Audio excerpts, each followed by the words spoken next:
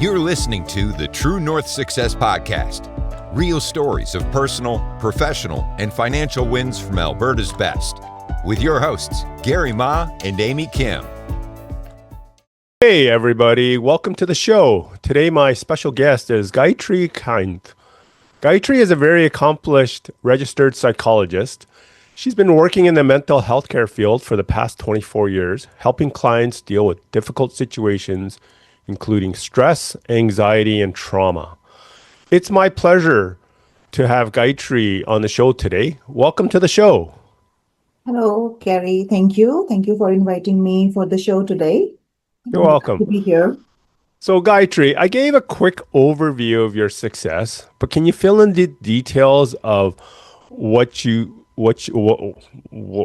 do and who you serve and how long you've been doing this for? Definitely.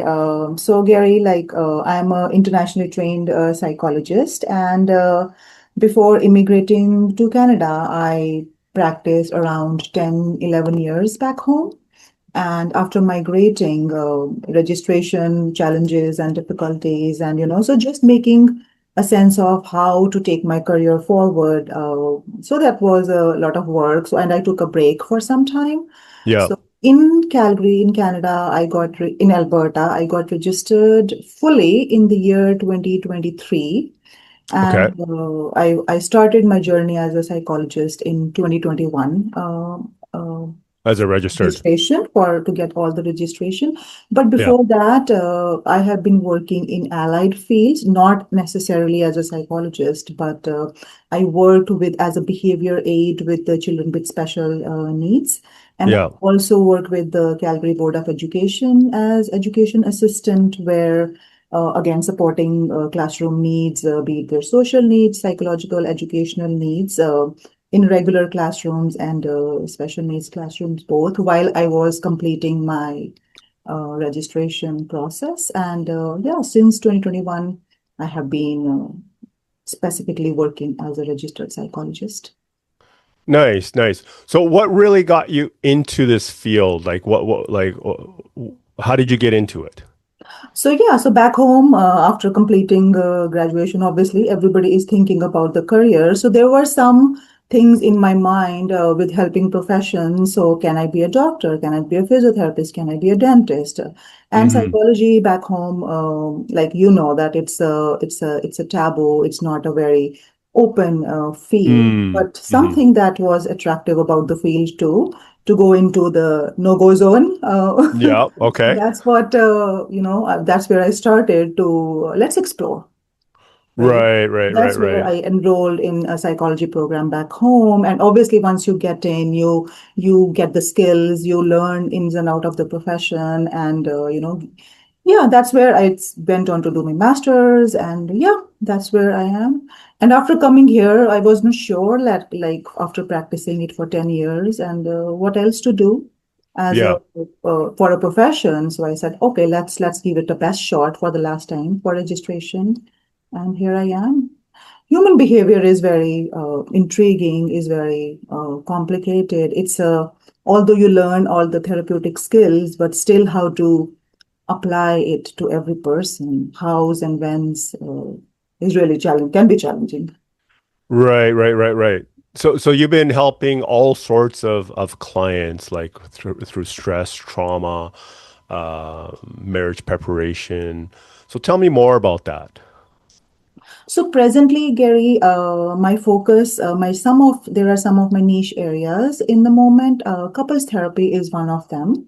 When I say couples therapy, it involves various things: relationship difficulties, communication, infidelity, financial transparency. So all kinds of issues that couples come with. So that's one niche. And I really got interested while doing my second leg of, work here in Canada. That's where I started developing the skill around couples work. That's one area. The next area that I work with is step families, blending families together, the second time couples. They both have their own children and families, how to bring them together. That's the other niche that I work in. Third area is something called as body focused repetitive behaviors, which is it's a technical name, but it skin picking, hair pulling, nail biting, any of those behaviors, which are not just like a regular kind of a problem or a habit, but it's like disorder. There is a Oh, disruption in the life of okay. these clients. So that's another area that I developed my expertise around. And I also utilize hypnotherapy. That's my fourth area that. Okay. Uh, Well, those are pretty interesting niches that you've kind of got into. What really sets you apart from the competition? Like, what comes easy to you that others find challenging? Right, that's a good question here. So what comes easy to me? I think what friends and family have also told me, and Yeah. they say that the empathy that I have, Okay. and the listening ear that I Yeah. can provide them, and the non-judgmental place where not every time going to, okay, maybe this is why you did, this is why you did. So accepting, so I try to do that, and that sets me, I think, apart. And I think perseverance is another quality that I say Hmm. I have. Without that, I think accomplishing a registered psychologist license here with an international qualification, it's challenging. Right. Right. Yeah, Right. so Right. I'll say perseverance is another thing that I won't give up easily. Yeah. That's pretty cool. What sort of tips or suggestions would you give someone who wants to be more successful, perhaps in your field or other Um, fields? International, like, are you checking in about the international Well, I mean, it could be qualification? international, like maybe somebody who's starting in the mental health care field. Okay, okay. So I feel that to be successful in the area, like I said, constant growth and learning is one thing, Mm. because Hmm. with the societal changes that are happening so fast, the modalities, the therapies, coming, how quickly we need to modify that, we need to change them so that it can fit the social scenario. So learning, constant learning, updating your knowledge with different skills is really valuable as a psychologist. And also, I think meeting with other professionals who are in the field and doing some case consults where you can talk about your own challenges. And also, not only that, sometimes you also personally can get affected with so many stories that you listen. Oh, So, okay. so keeping a track for yourself where it's coming to you, right? Right, right, You can right. talk about them, you can clarify, you can understand if you are emotionally, reacting or feeling Hmm. those things. So it really, going through that peer consultation really helps you to sometimes clarify those things. And it's important, sometimes you can get a tunnel vision when you are working with a client to provide that quality of care. Um, it's important to have those open conversations with your colleagues sometimes. Right. Well, that's interesting.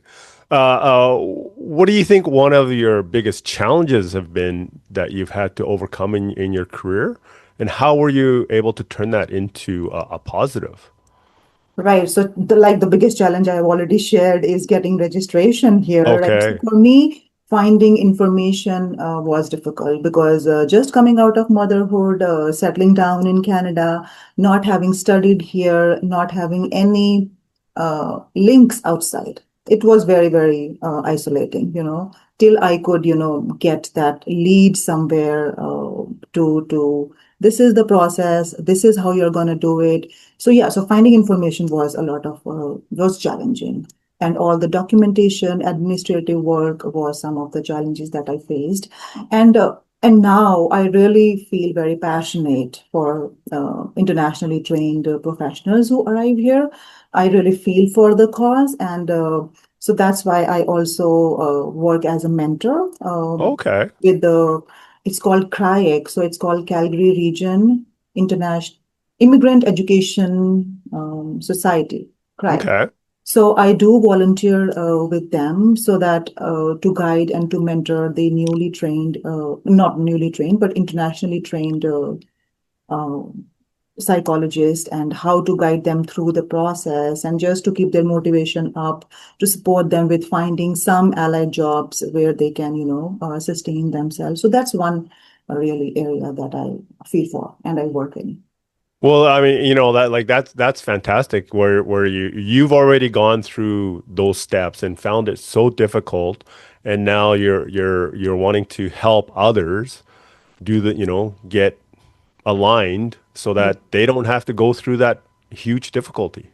Yes, it's still a challenge for them. Like whatever challenges they have to face for registration, they still have Yeah. to face them. But at least finding information, finding the Yeah. steps, some guidance around, how to go about it, and some problem solving that I can offer them from my personal insights, and they really find it valuable. So it's called, now I remember the name, so Calgary Region Immigrant Hmm. Employment Council, so CRIEC. Okay.